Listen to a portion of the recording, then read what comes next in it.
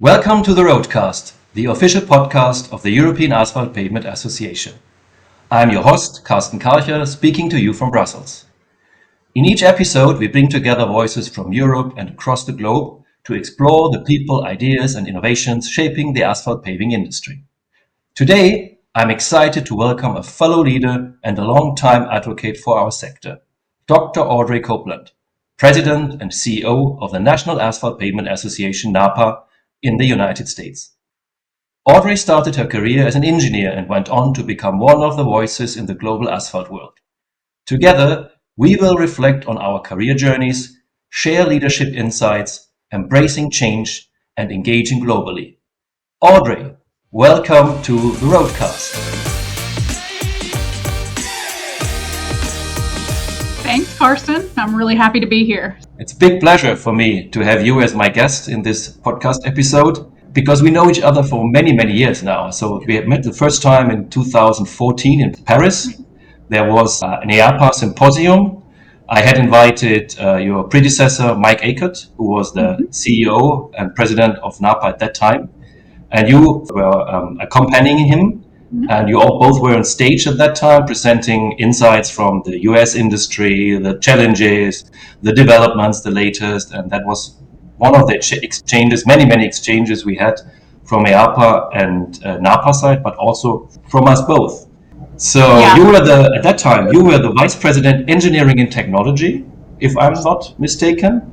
And I was a director for EAPA. So that's 11 years ago, 11 years. And a lot has changed in our both careers since then. Now we are in charge of these associations, EAPA and NAPA. So that leads me to the question, what brought you to this industry? What inspired you to pursue a career in the civil engineering or the road engineering? Yeah, well, first of all, just thinking back to that time we first met, for me, that was just a really exciting trip. And the first time I had been in Paris, I was a graduate student and doing some studies with TU Delft in the Netherlands. And I think that was really instrumental to early in my career realizing how important this global collaboration is. And I know we'll get to that later. But it was probably almost 10 years to the year or to the date that I came back in 2014 to Paris.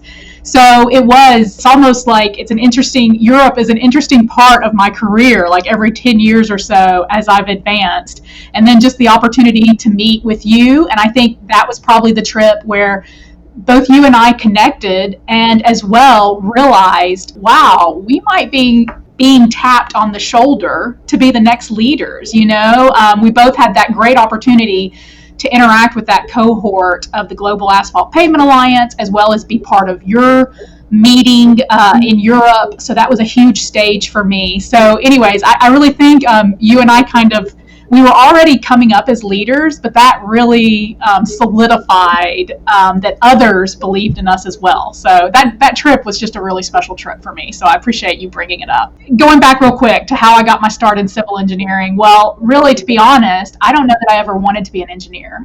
My father is an electrical engineer, and even though he had a great career, I don't think I truly understood what he did. My father was a strong believer in leaving his work at work, and then when he was home with us, he was focused on the family.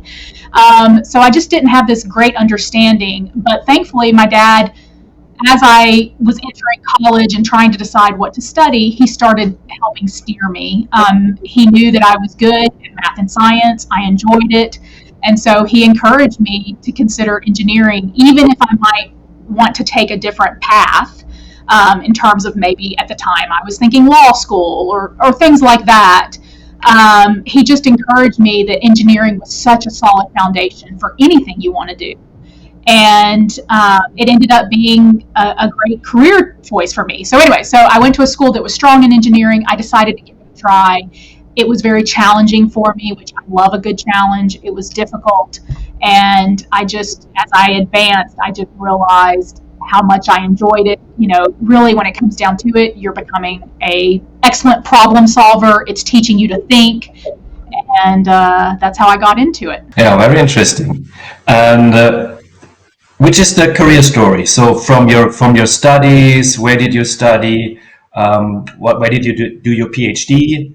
I ended up going to Tennessee Tech University, which is a smaller state school in Tennessee, but it is known for engineering. And it's also known for producing engineers that as soon as they graduate, they can hit the ground running and serve, the company or the organization they're going to. So very practical education. I decided to go ahead and stay for my master's at Tennessee Tech. At the time, in the U.S., obviously, it's very important to have your credentials as an engineer to become a professional engineer. And they were talking about possibly requiring a master's degree as part of that credential. So I just wanted to have that in my pocket. And also, I had my eyes open to the fact that in engineering, there is this opportunity to get advanced degrees, and they're paid for. There's so much opportunity and research in engineering that you can go to graduate school and they'll pay you. And so for me, it was kind of like, oh, wow, this is a win-win. So I stayed, got my master's. I did a research project for the Tennessee Department of Transportation in asphalt-related research, testing for moisture. And it was interesting. At the time, I actually was going to go on a concrete project because my classes were all structural engineering, but the concrete project ended up getting put off a year, and I didn't want to wait a year, so I went on to an asphalt project. And it's like, okay, well, that took a whole new trajectory, right, for my career. And I can tell you, I don't know, it was fortuitous because I'm so happy to be in the asphalt industry. It's such a wonderful industry, but I don't know that I would have considered it otherwise. From there, I also realized that there was an opportunity to be a teacher if I wanted to. That's also something I enjoyed. So I decided to go ahead and stay for my PhD, so I would have the option to be a professor if I wanted to. And I say stay. I went on to Vanderbilt University to get my PhD, and ended up working on a variety of projects in structural engineering. But at the end of the day, I ended up back in asphalt. I received a fellowship from the federal government here in the U.S.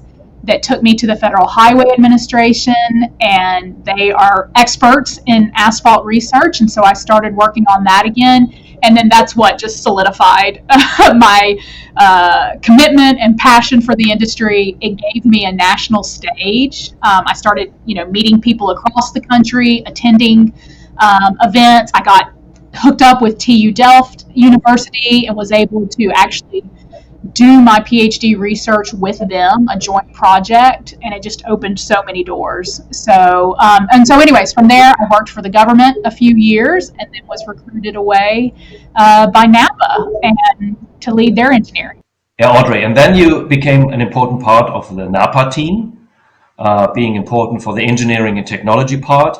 Tell me a little bit about what was your work like then, and when did you feel for the first time that that you are ready to take some kind of leadership or more leadership, because you already were the vice president at that time when we met?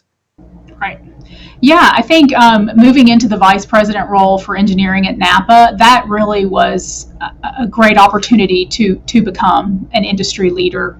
FHWA had already given me that national exposure, and then to come in and lead the technical side for an entire industry, it was a fulfilling path for me. I think I always, since I was younger, always wanted the opportunity to lead, and it was just fulfilling that destiny in a way. So about that role, when I came into it, there was this feeling of them taking a chance on me. Number one, probably because I was a little bit younger.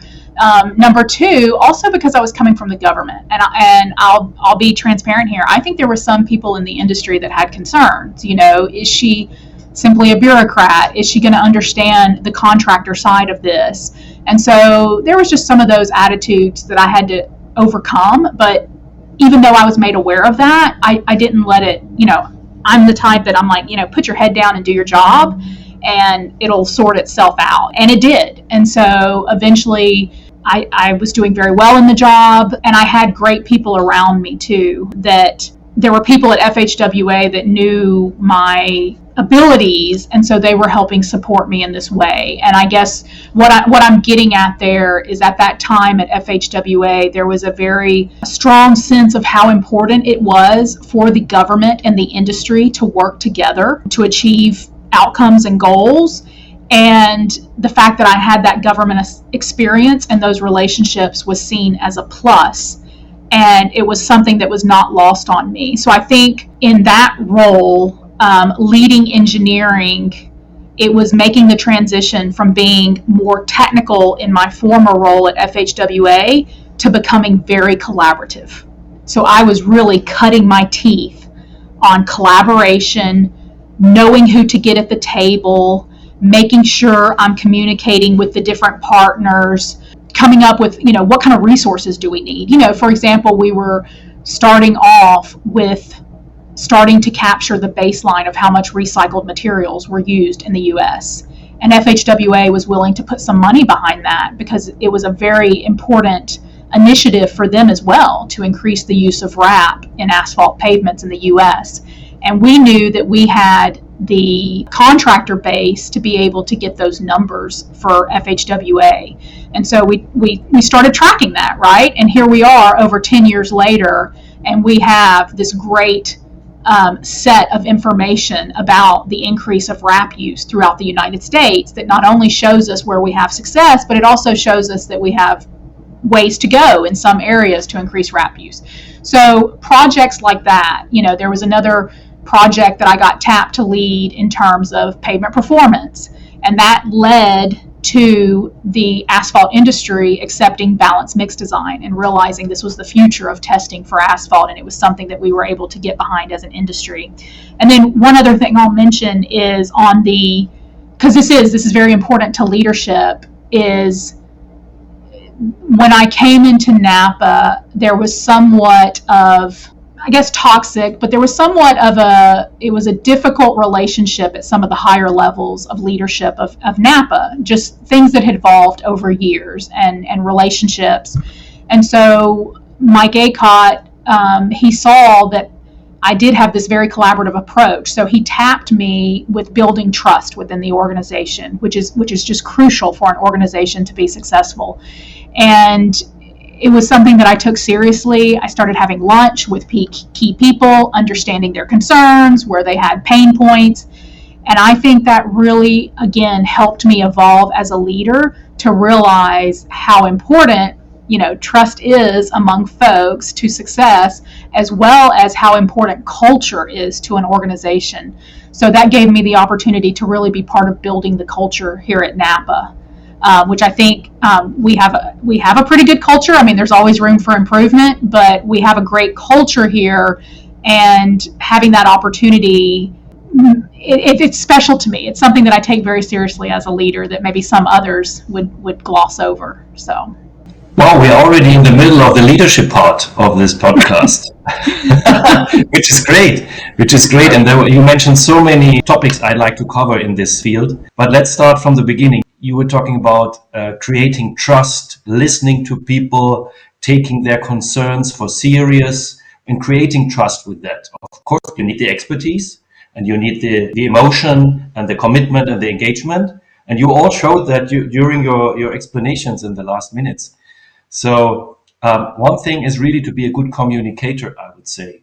What other skills would you see which are important being a leader in an industry association like we are? For me, probably the first one that comes to mind that would probably surprise a lot of folks is being humble. And I think that's especially important in our industry. Our industry represents workers all the way from the top of a company, the CEO of a company, all the way to those workers that are just starting out with a company and who may be a flagger or who may be shoveling. And so realizing that as a leader, you represent every person within that organization. And so there's a humbleness that comes with that, and a servant, what should be a servant attitude.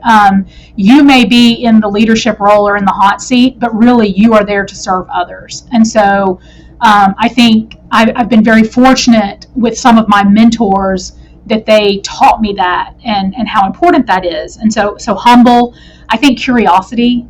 remaining curious, remaining eager to learn, eager to improve yourself is really crucial as well. I think if you get to a point where you are losing that curiosity, or that's actually when things can I don't want to say go wrong, but you may not be being the leader that you want to be. Communication, of course, you already mentioned that, Carsten. Knowing who needs to know things, knowing how best to communicate, whether it's a phone call. And I think especially nowadays for folks, it's so easy not to pick up the phone. There's almost this, and I'm guilty of it too. There's a natural tendency to just email or text, but there's still something so important about that phone call or that connection. So thinking through about how best to communicate and who needs to know. We mentioned collaboration already. Of course, there's a component of intelligence to being a leader, and it doesn't mean that you have to be the smartest person in the room, but it does mean that you're willing to seek out, those people who may have more knowledge than you or more expertise than you. You're willing to make those calls to get the information you need to make an informed decision. And so, again, it's not necessarily being the smartest person in the room. It's just having the intelligence of knowing how to gather that information. And then finally, along with collaboration, is that ability to find common ground, the ability to know when to let go of a little of how you stand or your position in order to find that common ground to move forward. And then one more final thing. I know I've mentioned this in another podcast and I think it's important, is the ability to be decisive. You have an opportunity to collect information and gather what you need to know, but at the end of the day, you've got to make the decision. You're the leader. To keep things moving forward. And so the ability to be decisive, the ability to have confidence in your decision that you made at the time based on the information you had, and moving forward with that, even if you have to change course later, is something really important for success in this role. Well, fully agree with that. At the end, in the position as a leader, you have to take a decision. You have to solve the problem. You cannot postpone it. You cannot shift it to the future. You have to take a decision now. Otherwise, there will be other challenges, and there's always challenges upcoming. So you have to be decisive. You have to take the decisions at one point, and this is also leadership. To take the decision. Yeah, true. So Carsten, tell me a little bit about your path. So let's hear, how did you get into engineering and then into IAPA? The interesting thing about my career, I always wanted to build roads from the very beginning. When I was playing in the sand pitch. Yeah, so from the very beginning, I wanted to do this, and I searched an education, a study, which allowed me to build roads, to construct roads, to design roads.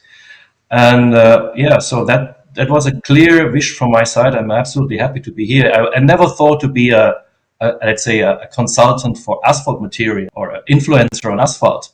Never thought this, because it was more the road. But at the end, as we both know, most of the part of the road, or at least the topping, is asphalt. And it's a very important part because it's the direct interaction with the traffic. I never thought to become a researcher, because I had this 15 years at university where I did my PhD on material testing of asphalt pavements. Also, I was dealing with other road construction materials, concrete, aggregates, all the stuff you need to build a good road, and also the structural analysis. So that's really a very engineering background. And then I shifted, as we said, we talked about 2014 when we met the first time. In 2013, I became member of IAPA. And this was something I really wanted to. I wanted to change from the research side to the industry side and want to be an advocate for the construction material. And there are so many good things about this material and the communication part. You mentioned the communication part. So communication, do the good things and talk about them, and have a good material and spread the news about this good material, how sustainable, how green, how decarbonized it is and will even more become in the future. So this is my commitment, I have to say, my passion also. And this is also important for the leadership, to be a leader. You have to really believe what you say. You cannot just say something. And I could not be a staff member for another organization which deals with insulation material or plastics or so. I'm a road construction guy, and this is my passion, and I have to be in this field. So definitely, this is why I'm so engaged still after all these years. So almost 25 years now. Yeah. So for you, when because obviously you have a highly technical background, and I actually did not know that about you, that you had always wanted to do this, and so I find that really interesting. But for you, when did you realize? I realized you wanted to go to the contracting side, and you were in the consulting. But when did you realize you have this talent or this opportunity and the skill set to become a leader of the entire industry? So when did that kind of switch over for you? I didn't know that I have it. That's a very nice story I'd like to tell you, but I always wanted to be not someone in the crowd. I always wanted to be someone who's leading somehow, not that kind of leadership I have today, the role I have today. I was not thinking about something like this, but I wanted to be not part of the whole group, so to say. Right. And I first realized that I might be different when I was a very, very young research assistant at the institute, in Karlsruhe Institute of Technology, in Karlsruhe, of course, in the highway construction department. And I was there for 1 year, and I was the youngest in the group. And there were more experienced researchers and people who did this for many, many years. And there was a vacancy for the head of laboratory. Mm-hmm. And the boss took me aside, the professor took me aside and said, you will be my head of laboratory from now on. I said, no, why? Not me. Mm-hmm. Look at all the others. They are so experienced and so on and so on. And he said, no, I want to work with you. You have the skills. You will learn the hard way, but you will learn how to do it very soon. And then you will be much better than the others. That's what he told me. And I went home, talked to my wife and said, why did he pick me? Right. And after half a year, I understood why, because I did it quite well. I was sitting nights. It's hard work, of course. It's not just talent or skills. It's also hard work. And I sat down because I was not experienced at all, and I had to work on the experience. I had to collect the experience, which means I sat down in the laboratory, searched the old files to understand what was the procedures, how did you really evaluate when you have a void content which is less than the regulation, etc., etc. You know this because it's very technical, but I learned it really hard, and this helped me throughout my career. I was always working hard, and I had an idea of what I would like to become one day. And that developed with the more responsibility I have received. And that went through all the steps in this institute, for example. At the end, I had a position which was not, because it's the German way to do it, it's not the associate professor, but it was an associate professorship when you look at internationally. I had a team with 20 people, engineers. By the way, most of the engineers were female, which makes no problem for me. Problem is the wrong word, which was always normal for me to work with males and females in all the levels, in the laboratory stuff, in the engineering stuff, in the facility stuff, in the secretariat. Very normal for me. So that was my background. And then I had to shift one day because I didn't see where it could lead further in this field in Germany. So I looked abroad and I found the job in Brussels, in the European Asphalt Pavement Association. Right. Yeah. And there's a lot of leadership behind that story already. Yes. Yeah. And I think a couple things you mentioned. So the hard work. I actually wrote that in my notes as I was preparing for this podcast. I mean, working hard and having that work ethic has been instrumental to where I am today. And you obviously had a very similar path. And so realizing how important that is. I mean, obviously you have to kind of almost be a hard worker to excel in engineering. Excuse me, but I think so many people think engineers are just naturally smart, or even leaders, like, oh, it maybe it comes natural to them, but a lot of it really is hard work and effort.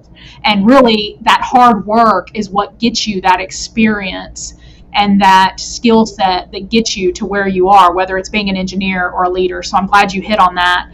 And then the other thing I wanted to mention, it's great to hear that you had the interactions with, both male and female, but such strong female leadership or presence in your career. Because for me, here in the U.S. at least, it was very male dominated during my education, as well as graduate school, and even in some ways still today. But it is evolving. So for me, I was very comfortable being in a male-dominated field. I grew up in a neighborhood full of boys. I was a tomboy growing up. But I know we're going to talk about this later, just realizing how important that there's representation in both areas, male and female in the industry. And then also just hearing that you had this strong female presence to me, that's great to hear. So, well. Yeah, and that was for me absolutely normal from the very beginning. I don't see any differences, and I'm very sad to see even today when we are in committee meetings of EAPA that we have almost 25% of females representation now, which is, I think, a development, but it was much worse in the beginning. So we're really pushing for that, and whenever I meet someone in our environment, a female expert, I ask her to be part of the committees, to come to the committees, to be more engaged in this.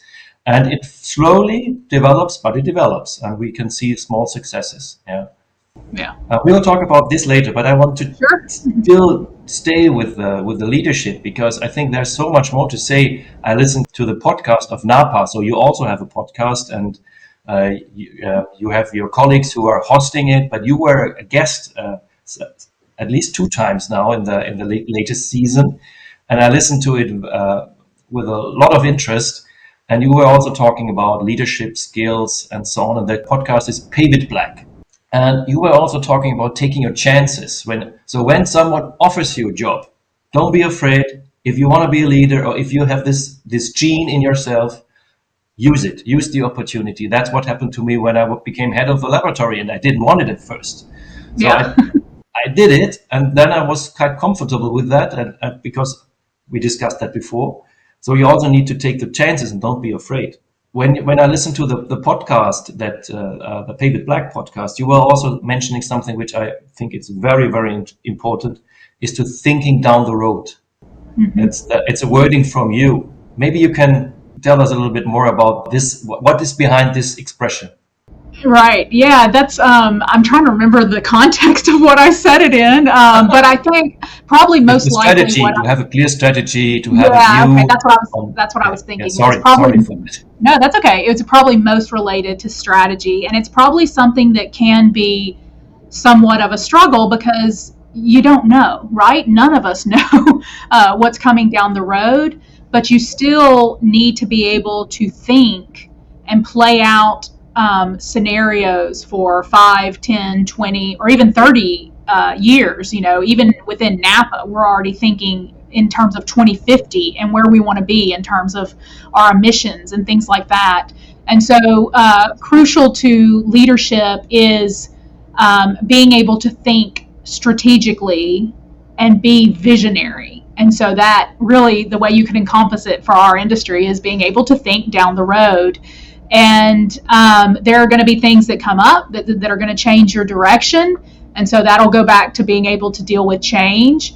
But taking the time to, think through strategy is really important. And I guess what I'll point to in terms of an example or anecdote is before I became into the CEO role for NAPA, we had a strategic plan every year, but it really wasn't a strategic plan. It was more of a work plan and a budget, an associated budget. And so for the first time when I came into this role, we started getting into strategic planning, and we ended up getting some outside help in terms of surveying our members, getting to know where their heads are at, interviewing our board members. That was with Potomac Core, was our consultant on that. And it was eye-opening for me. I came into this role thinking our members valued one thing, and then coming to realize not only do they value that, they value that, but they also really value this over here. And so that really needed to inform our strategies going forward, how we built our teams, our staff. And so I guess what my point is I know some people think strategic planning can be a little foo-foo or something you put on a shelf, but it really isn't. It can be really helpful. And for us, being a national association and representing an entire industry and members that have various sizes and are in various geographic regions and have various business units, we could be all over the place pretty easily if we're doing everything our members want. And so that strategic plan not only helps guide you down that road, but it helps keep you focused, because our things are so broad for us. You know, we're not just making like one widget that we can concentrate on. We're representing an entire industry. We have a small staff, 20-something folks, and so it is crucial that we stay focused, and that really helps us. So anyways, I'm sure we could talk about strategy all day, but I've really come to realize how important it is, and being able to, you know, and almost it's probably just like, where do you want to be, right? So thinking, where do we want to be in 3 years? Where do we want to be in 5 years, 10 years? And realizing how important that is to go through those exercises. So I see it in the same way. So that you need to have a goal, or you need to have a plan, and to create a strategy and to think things through till the end. This is not only for the strategy of the association or the goals you have. For example, I had the idea to have a certain point to have really let's say we are much smaller because we are an association of national associations in Brussels, NAPA. So not the National Association, which is quite different. But to have at least 4 staff people, maybe even 5 in the future in NAPA, to be really able to serve in a good way our national members. And I think this is a good size then. But we were too small to really be good. But there's so many tasks. You really also have to focus. You have to set priorities. You have to have a strategy. You have to discuss this with the board members, and you have to develop things. And this is also and thinking things until the end. This is very important, being a leader. And it also, like I said, it helps guide you. I mean, there's some really important things that are challenging for our industry that ideally we might like to take on, but at the end of the day, we may not have the resources or the expertise. And it just allows you to have those difficult conversations with your members, your board, on, okay, this is something we could tackle, but we're going to need this. We're going to need these resources. I'm going to need a whole new team. And that really allows them to have the meat of the conversation they need to have as a board as to whether they're willing to invest in that or not. This is also something, when you said the exchange with the board, this is something that brings me to another leadership skill, I would say, learning from the best, exchange with people. If you do not exchange with others, that can be anyone. It can be someone from the team, can be someone from family, someone from abroad, from another industry. If you don't exchange and sharpen your views, your opinions, you don't have one. And the more exchange you have, and the more third-party views you get on your own opinion, I think the better developed and the more valuable your opinion is, right, at the end. Yeah, for sure. Yeah. And knowing your value and your place, as well as utilizing others, third parties, like I said, we used a consultant to help us go in depth on our members. We also, in the association world, I know some associations or some leaders, they really want to, they want their association to be at the forefront, so they sometimes choose not to work with other associations. But one of the things I've realized is we're not going to have the expertise in certain areas. So anyways, just to give an example, I would love for NAPA to have its own economic department, right? Where we can do in-depth economic analyses on the road building industry and asphalt industry. But it's just not a reality for us at this time. And so I pursued a partnership with the American Road and Transportation Builders Association. They do have an economic department. And yes, we share members, and maybe some people would even say, oh, sometimes you might even compete for members or compete for how you represent the industry. But I chose not to look at it that way. I chose to say, hey, there's a real opportunity here for partnership. They bring a lot to the table in terms of their economic team. They have an outstanding team. And so how can we partner together? And so we have a partnership now with them where they can provide us more in-depth analysis of the asphalt pavement industry, and we can provide that to our members, and our members like that, especially the mutual members of each organization, see that they are getting value from the industry-wide analysis in terms of road building, but then also with the NAPA partnership, they get a little bit more insight into the asphalt pavement side of things. And so, anyways, I think that speaks to the point that you were making in terms of seeking out others, not only their opinions, but their expertise to help you continue to provide value and achieve those strategies and outcomes. So, and for us, that's part of that is telling our story for the industry, and part of that is the economics of the industry. Yeah, it's also the exchange, the collaboration with others. So if you want to really have a strong voice, let's say in Capitol Hill or in Brussels, you need to cooperate or collaborate with other associations to have a stronger view from the road industries as such, or from engineering associations, or from other associations in our field, to have a stronger voice and to collaborate and to get this information your industry or your association will benefit from. You made a good example. There's another collaboration we already have, but we will come back to some leadership skills later. There's another collaboration when we are talking about collaboration, because we are both engaged in the Global Asphalt Pavement Alliance. So we brought together people from all over the world. So our predecessors did that, to be clear, but still, after 20 years, this still exists, and we are still supporting it heavily, especially NAPA and NAPA, to meet the colleagues from Japan, from South America, from South Africa, from Australia, Europe, of course, North America. We bring them together to exchange on hot topics of the industry, on challenges of the industry, and it's very interesting to see that the challenges are almost the same around the globe. So it's not only the very good, extraordinary good collaboration that NAPA and NAPA has in North America and Europe, but also the others. So what's your takeaway? Why are you still so engaged from NAPA side in this collaboration? Right. Yeah. I mean, exactly what you've said. The collaboration as well as learning from others. It's an opportunity to learn what others are doing, learn what could be feasible in the United States. Our industry in the United States is a very, U.S. focused industry, even though we do have some international members. Just the way the industry works in terms of building roads, it's a very U.S. based industry.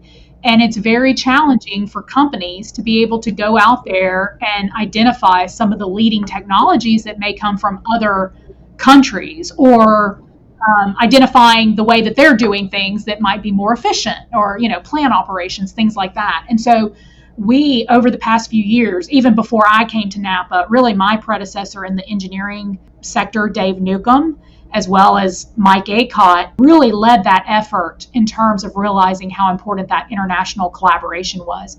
So some of the most successful technologies in the United States has come from other countries. So whether it's warm mix asphalt that came from Europe, or these long life pavements, perpetual pavement design, which some of that originated in other countries, being able to adopt best practices for recycled material use, which we did a tour to Japan to learn more about that. All of these things that we've been able to implement on an industry-wide scale from our international collaborations has been a success. And I think, too, having that opportunity to go learn from others, not only you're building the relationship globally, but it's allowing for building relationships within the industry. So whenever, we as a group go on a industry scan tour, or even if it's just a few key, like my chairman and myself and maybe one or two other staff that come to your meeting, that builds the team among us as well, and creates a relationship among us that just becomes even more fruitful in terms of it continuing through the years. And so I guess what my point is, our leadership at NAPA continues just to see the benefit of that international collaboration, not only for the industry itself, but also for us as individuals working for NAPA. For me as the president and CEO, for my engineering team, it's almost it's part of your professional development as well as leading the industry. That's the same approach we have from the European level, and I think this is the reason why I'm the chairman, by the way, of this GAPA meetings, why we are so highly engaged from especially NAPA and EAPA. Yeah, that's when the next meeting will be in Chicago this year. Yes. In Chicago in beginning of October. So you will be the host next time. And there's a big conference on sustainability, international conference on sustainability, and people from all over the world will come, and we take the opportunity to have the meeting on a day after the conference then. Right. Yep. Yeah. And I think, it's funny when we go to these meetings sometimes and you meet people, that are outside the industry and they're like, oh, what are you here for? Like this summer, we were in Budapest. What are you in Budapest for? And you tell them. And it's a way to even educate people as you go along about what our industry does. We were talking earlier about one of the attributes of leaders is being humble, but in a way, we're a very humble industry. Most people don't think about the roads they drive on, but these opportunities at the global level where we're highlighting it, either this year in the U.S. with our global decarbonization conference, as well as hosting the Global Asphalt Pavement Alliance, or whether it was last year with your E&E Congress, where you're bringing your entire industry together. It's an opportunity to highlight our industry and educate others, even if it's just person to person. And anyways, for me, it's just something I look forward to. I look forward to those international trips and the collaboration. And even though we may be spending limited time together, it's fantastic fellowship and brings a greater profile to our industry. So, you mentioned that why have you been to Hungary? Yeah, because of the GAPA meeting. I had a nice experience at the border control in the US when I came for a GAPA meeting, and they asked me, "What's the purpose of your visit?" And I said, "I'm going to a meeting, a conference. What is it?" I said, "It's the Global Asphalt Pavement Alliance meeting." Why are you going? I'm chairing it. I'm invited. I have invited the people. And then he said, all of a sudden, wow, nice job. Yeah, exactly. You are a very important person in the asphalt business. Yeah. Well, if you say it. Exactly. And it is funny. I mean, sometimes, I've been able to go to Australia. I've been able to go to all different parts of Europe and Japan. And I talk to some of my friends or even just strangers, and they're like, really, asphalt? Like you've gone this far in asphalt and it takes you around the world. And anyways, it's like I said, we're a humble industry. People don't even think about the roads they drive on, but we are so, so important. And I think there's comfort in knowing that there are experts at this level, and we all come together and we chat and we learn from each other, and we want to make the roads and the convenience of getting from point A to point B better. And there's definitely comfort in that. So, yeah, very nice words. Very nice words from you. You mentioned it before, Audrey, that there is this initiative to bring more females to the industry, and I already had a podcast on this with Amy Miller, also from the US, one of the other founders of the Women of Asphalt in the US. So you're also one of the founders. So we will not go into detail what is the Women of Asphalt, but it's a very important initiative. And we also started something from Europe side. So we will also create, or the women in Europe from the industry are currently creating a Women in Asphalt group in Europe. So stay tuned. You will hear more of that definitely soon. But the good example for us in Europe was the Women of Asphalt from the US. Let's don't talk about the past, how you founded it, what was the idea behind it. It's obvious, bringing more women to the industry. And we are lacking women in the industry. We mentioned it before, especially on the job sites, especially on the asphalt mixing plants, especially in the engineering part. But how do you see the future of the Women of Asphalt? And how can this association that you created in the US, the Women of Asphalt, how can it help to overcome a lack of stuff, a lack of qualified stuff for the future of our industry? What kind of role can it play? Yeah, so I think for now, the key thing has been raising awareness around the importance of women to our industry, the importance of women, period, right? There's this whole more than half of the population of the United States that you can target in terms of your workforce or presenting opportunities in this industry. So I think the key thing that the Women of Asphalt has done is raise awareness to start. And so then looking to the future is how to help our industry create this environment where women do want to work in the industry, where women want to stay in the industry, and where women thrive in the industry. And I think even though we're talking about women and we're concentrating on that for the Women of Asphalt initiative and effort, it can be said for anyone in the industry. A lot of the concepts that the Women of Asphalt are raising awareness around can apply to anyone that's working in the industry. And so, employers being mindful of what women need in order to succeed, but also succeed in their personal life if they want to have children, raise a family, things like that. So I don't want to just isolate men and say that, okay, men don't think about these things, that, maybe a woman needs an opportunity to nurse if she's had a child, but she wants to stay in her career.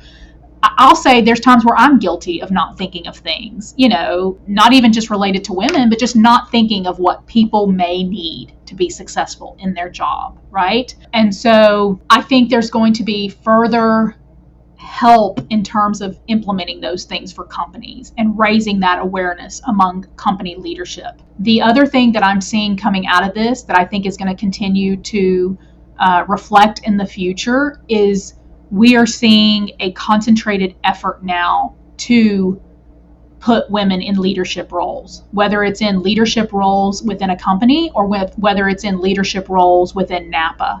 Our chairman of the board 2 years ago, Christian Zimmerman of CRH, it's one thing to say, oh yeah, I would love to get a woman on NAPA's board or a woman on the National Center for Asphalt Technology board, but he set a goal. Okay, he said, I am going to get a woman, or I'm going to get this many women in leadership.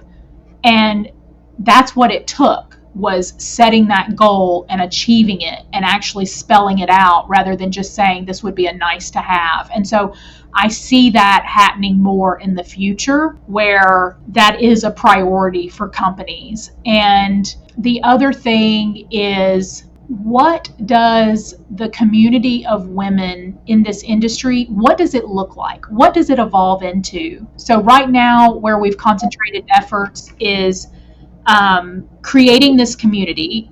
We have free membership, creating opportunities to come together once a year, whether through Women of Asphalt Day, and then also creating branches in states so that women have a local organization where they can do activities, come together, have opportunities for leadership. But what is going to be the evolution of that, right? What's going to play out in terms of the most important impact for women to come together as a community?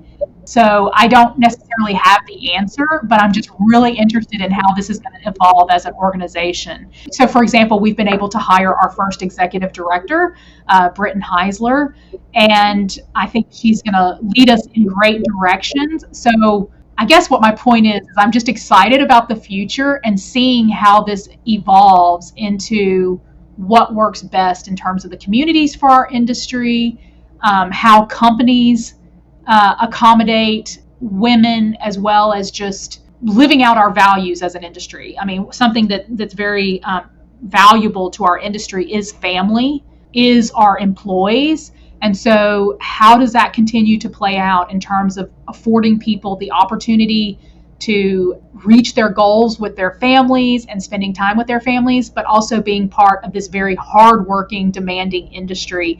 And I think women of asphalt have an important leadership role in that in the future. So this is something we also like to establish here in Europe, because we see less women in leading roles, of course, leadership roles, but also in all the other jobs. So this is something we need to improve, because we are lacking good stuff, good skilled stuff.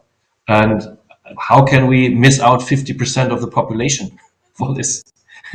So that's a very simple calculation. So we are really heavily supporting that. And as you heard from my background, I was always working with females, a lot of females in my team. I am a big supporter of this, even if I'm not a female. Right. Yeah, and I have to say, I mean, I have to commend y'all. You're starting this in Europe. And again, we've talked this whole podcast about collaboration and learning from others. One of the first things you did was come to us and learn from us. And I appreciate that. I appreciate the opportunity to share with you what we've learned with the Women of Asphalt, and appreciate your partnership in bringing this to the forefront in Europe as well. So I think you're going to have great success on your end. Definitely, just being in Hungary with you or Budapest, I saw that there were definitely some champions in the room of this. Yes, so just wish you great success on this. What other challenges do you see for the future? So bringing more women into the industry, having more skilled workforce, because we are lacking it all over the world, not only our industry, but especially the construction industry. What other challenges do you see for the asphalt industry in the future, in the nearer future, and maybe on the longer run? Right. Yeah, I would say workforce is definitely a key challenge. And so, we're working with other associations on that, as well as some policy analysis at the federal level. But I guess for us, at the forefront right now in the U.S. is just the funding and the investment in our road infrastructure. We're going to be coming up on crafting a new highway bill this year, and so that's at the forefront for us.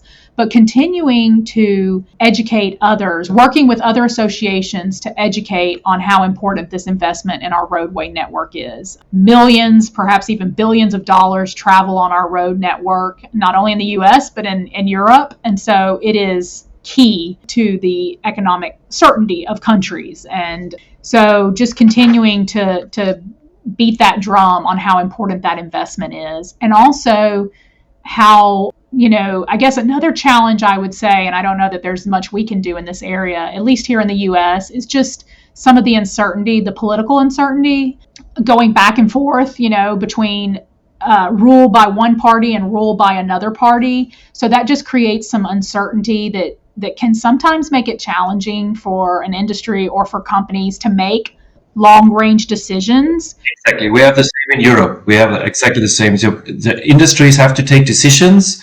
Which is the energy source of the future? Will it be hydrogen? Will it be solar panels? Whatever it will be. Do we have the infrastructure? Do we do investments now? And we see no investments at the moment in Europe, for example. Exactly. And so it makes it difficult. And especially because road projects take a lot of planning, right? They take a long time.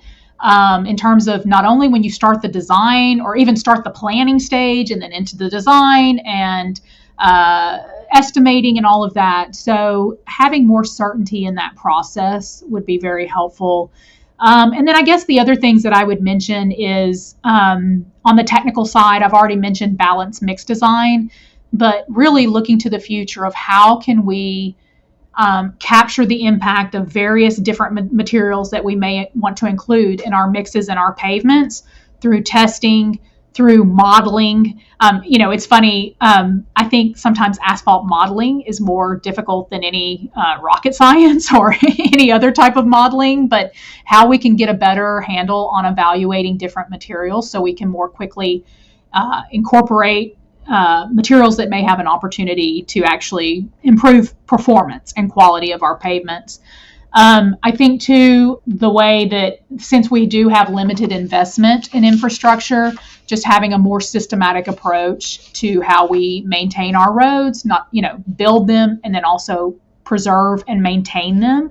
So this more systematic, long-term approach of what we need to do at each stage of the road's life. And then finally, I think something that I'm excited about is how can we use the roads for more than what they're intended to, right? In terms of more than just driving on them. How can they be used as energy sources? How can they be used for intelligence, smart roads, smart cities, things like that? I think that's an exciting area which some companies are looking at, but there's not been wide scale use there. So there's also some exciting things, right? In terms of what is the future of vehicles, automation, whether it's vehicles on the road, or whether it's actual construction vehicles in terms of how we build our roads with automation. So some of our associate members, the equipment manufacturers, are just doing very exciting stuff in that world. We're just coming off World of Asphalt, which is our big trade show where we get to see the latest technologies and equipment. And again, these companies, their leadership and their investment in the future is always amazing for me as well. So I guess I'd be interested to hear what you think, Carsten, in terms of the big challenges and the big opportunities in the future of the industry from your point of view. It's quite similar to that what you have. First of all, this maintenance topic is a very hot topic because we have quite aged roads and increasing traffic volumes in Europe.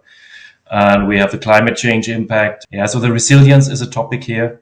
So this is something we have to take care of. We had just had an event on that on the International Road Maintenance Day, beginning of April, on this. So you can also find information on that on the APA website. So maintenance is a big topic in Europe. Also thinking out of the box. And this is again leadership, thinking out of the box. What can a road be used for in the future? Energy harvesting, etc., or energy gain of energy or whatever. So a lot of possibilities are there. What will be the future? How can we steer that? How can we develop this also? This is also a scenario for the leadership topic. Yes, thinking out of the box. And when you look at the equipment producers, you mentioned the World of Asphalt. We had the Bauma in Munich. So it's the same. And I also recorded a podcast just 2 weeks ago with one of the key person of this industry. How will the paving of the future, the road of the future, the paving of the road in the future will look like?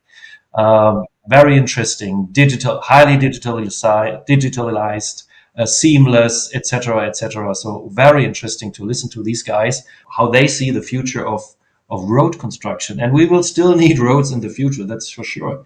And we have to make sure that they are resilient, that they are sustainable, that we don't use carbon to produce them, or that we become carbon neutral, of course, very important for the industry.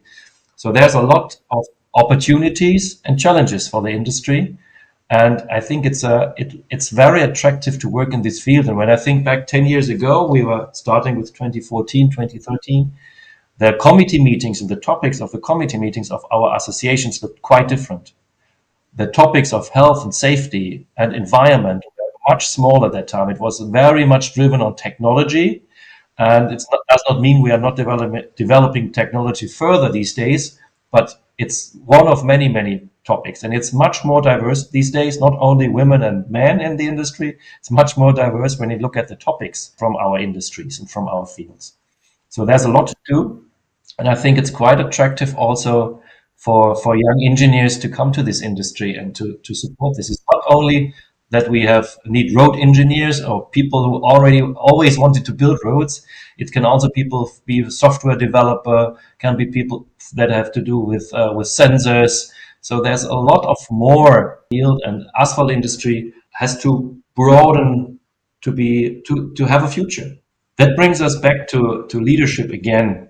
I would like to know from you, is there anything that you'd like to give as an advice to young people who are thinking of entering this industry? For young people, I would say it's being willing to take on roles, assignments, volunteer, raise your hand, and even if it's as simple as taking notes in a meeting. And I know there's in some ways been a movement kind of maybe a little bit against that, or maybe even just for women, but there is a difference. You can know when you're being taken advantage of or not. And I do believe in standing up for yourself, but at the same time, being willing to raise your hand and go into those roles, even like I said, if it's simple as taking notes and minutes, can create opportunities for you to demonstrate leadership. So by me being able to take very good notes and summarize those, it got me in the door for higher level meetings.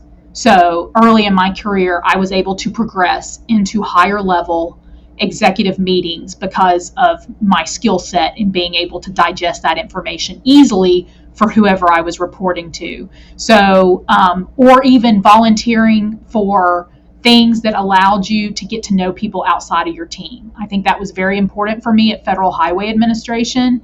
I was at the research center, and at the time I moved to DC, I didn't have any family. So my work family was kind of my family, but I made it a point to like meet people and get to know people in other areas besides pavements. And it really paid off for me in terms of creating some informal mentors for me and getting to know people.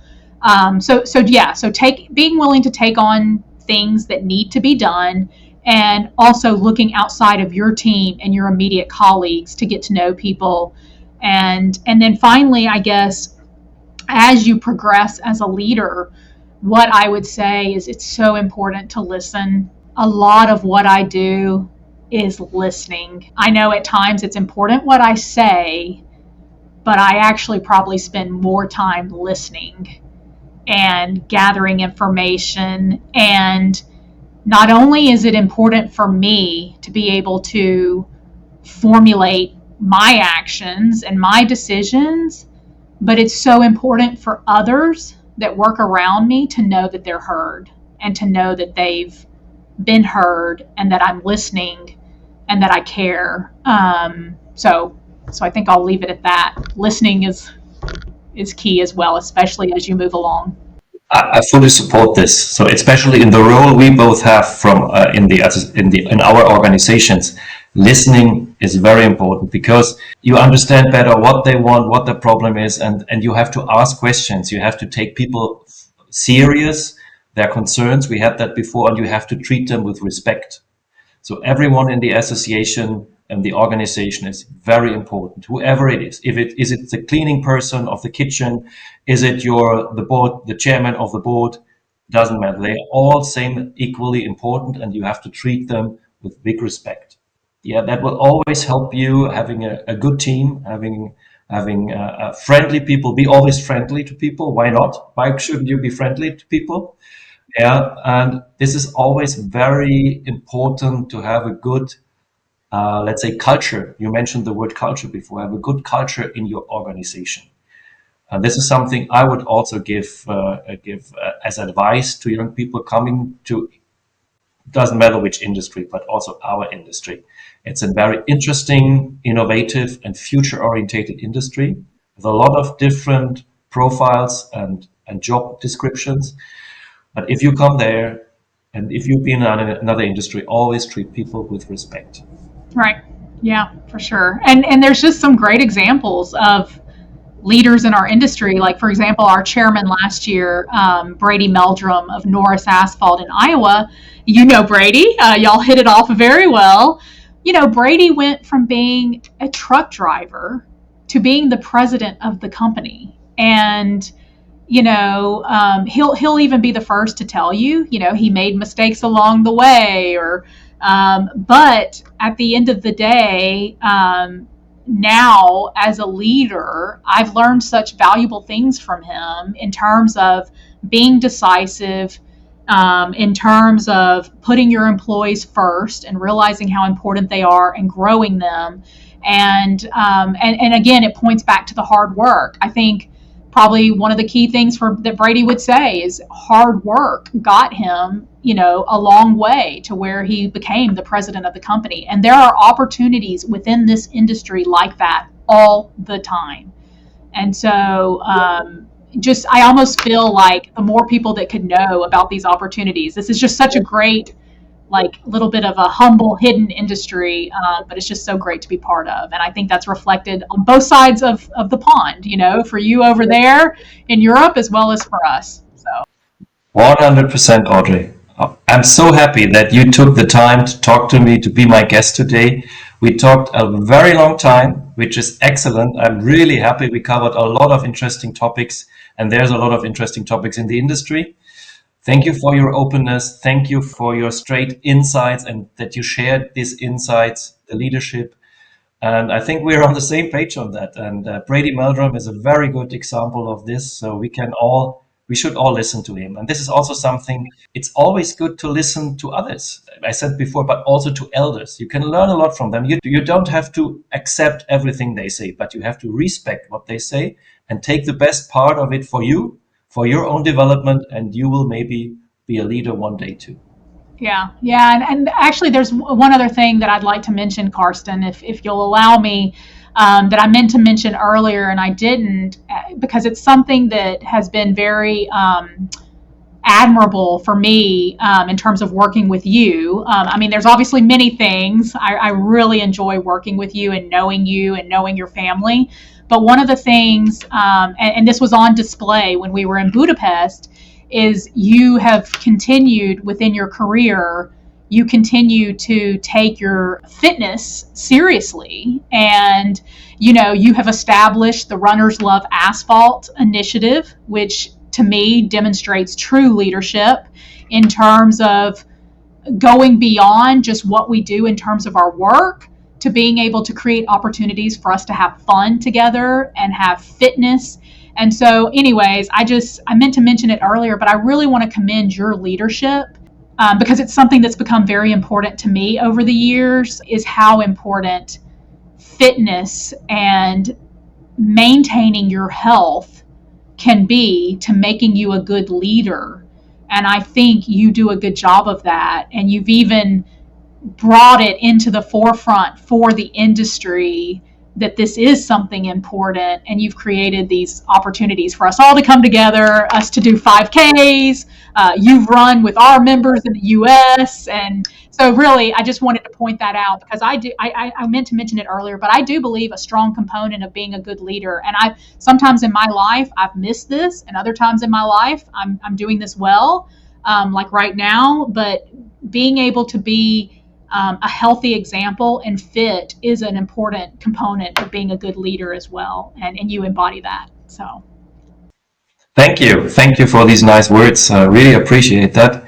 And I love to be a runner. Also with your colleagues from the US during the latest NAPA annual meeting, we were running early in the morning, 6 o'clock in the morning. We were running. It was still dark. We both were running in Budapest during the E&E in the morning of the E&E Congress. Also 7 o'clock in the morning with 50, 60 people. They all had a shirt, Runners of Asphalt shirt. So very nice. By the way, you can buy these shirts in the shop. You can check the show notes for that. So it's a very nice shirt. We also have the Cyclists Love Asphalt initiative. Yeah, and I wanted to show people that roads are not only for cars. Roads are used by everybody. So. And also by runners. So, and that's the reason why we call it Runners Love Asphalt, because you have to have a ground you run on which you can rely on. And this is asphalt, of course. Well, it's been wonderful talking to you today, Karsten. It's always great to catch up and talk. I'm honored to be a guest on your podcast. I look forward to seeing you this fall in Chicago and continuing to work together. And just thank you again. So. Same for me. Thank you again, Audrey. And I'm looking also really much forward to seeing you again and to continue the collaboration over the pond, as you say. Yes. Okay. So I also have to thank our listeners for tuning in. We hope today's episode has given you some food for thought on leadership, advocacy, and the future of our sector. Don't forget to subscribe, share this episode, and visit eapa.org and the globalasphalt.org websites for further insights and resources. Listen to our other episodes and the Pave It Black podcast from our colleagues from the US. Check the show notes below the podcast for more information that was mentioned throughout the podcast.